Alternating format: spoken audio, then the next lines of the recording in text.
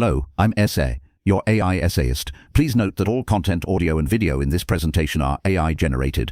As AI can sometimes produce inaccuracies, I encourage you to verify any factual information presented. With that in mind, let's begin. The 1918 publication of Emmy Noether's Invariant Variations problem represents a watershed moment in the development of mathematical physics. It is a work of such profound structural insight that its two central theorems have become part of the fundamental grammar of modern science. This essay undertakes a rigorous evaluation of the paper's internal claims and logical architecture, proceeding systematically through its sections. Our analysis will focus exclusively on the arguments as Noether presents them, assessing the methodology, the logical coherence, and the conceptual revolution embodied within the text itself. The objective is to unpack the paper not merely as a historical artifact, but as a living piece of mathematical reasoning evaluating the strength and implications of each deductive step. We will trace Noether's path from a generalized statement of variational calculus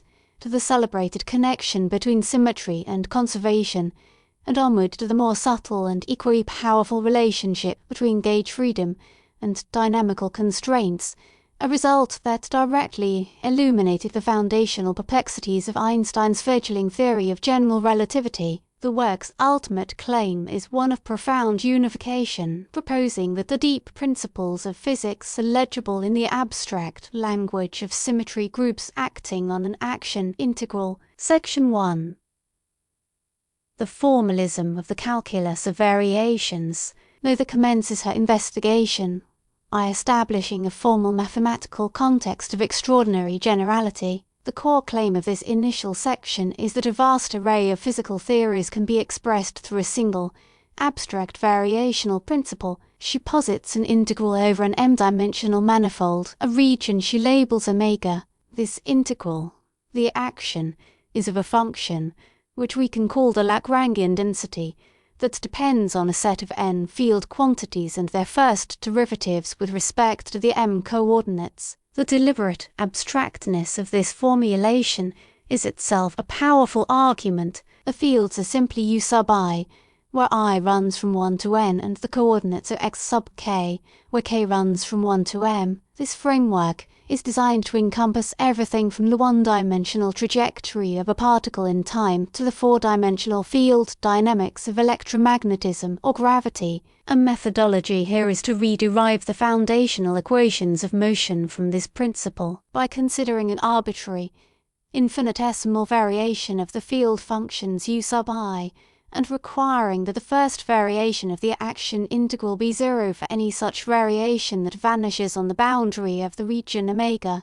She recovers the Euler-Lagrange equations. This is presented as a set of n partial differential equations, one for each field. Her derivation is a model of efficiency and rigor, establishing the formal machinery she will employ throughout the paper. The purpose of this section is to create a common, unassailable foundation. By showing that her starting point correctly yields the known equations of motion, she validates her framework and sets the stage for introducing the novel element of symmetry. This section makes the implicit claim that the language of the calculus of variations is the proper and most fruitful language for articulating the fundamental laws of physics. Section 2, Theorem I and its consequences. This section contains the paper's most famous result, a theorem connecting continuous symmetries with conservation laws. The central claim is precise and profound. If the action integral is invariant under a finite parameter continuous group of transformations,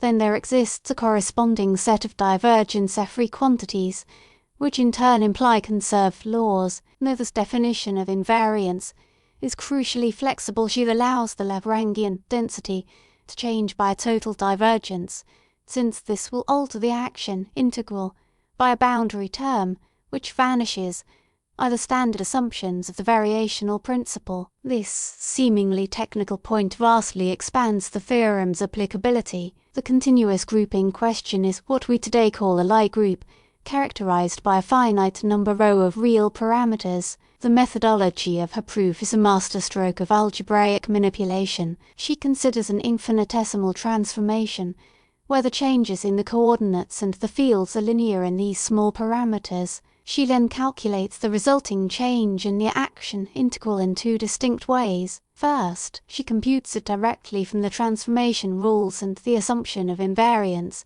which results in an expression involving the divergence of some functions. Second, she computes the change by using the chain rule, which yields an expression containing the Euler-Lagrange equations as a factor. By equating these two expressions, and using the fact that the Euler-Lagrange expressions are zero for any physical trajectory, she arrives at a magnificent identity. This identity states that the divergence of a specific combination of terms, constructed from the infinitesimal generators of the symmetry transformation and the derivatives of the Lagrangian, must equal zero. This is the differential form of a conservation law, integrating this divergence every quantity, a current, over a spatial slice, and applying Gauss' theorem yields a quantity, a charge, whose total value is constant in time. The logical chain is airtight. The claim that every continuous symmetry of the dynamics implies a conservation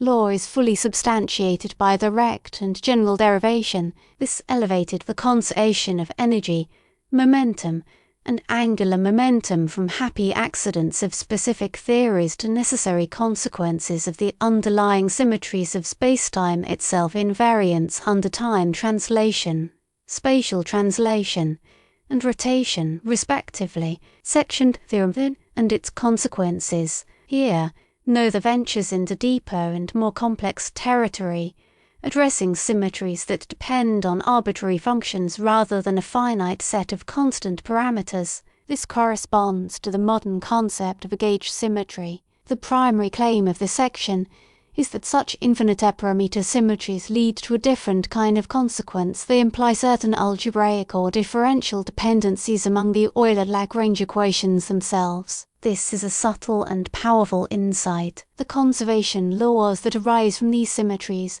she argues, are improper or trivial, as they become identities that are satisfied automatically, without imposing the equations of motion. Her methodology again involves examining an infinitesimal transformation, but now the parameters are arbitrary functions of the coordinates, along with their derivatives up to a certain order. When she applies the same logical procedure as in Theorem I, equating two different calculations of the change in the action, the presence of these arbitrary functions and their derivatives forces a different conclusion.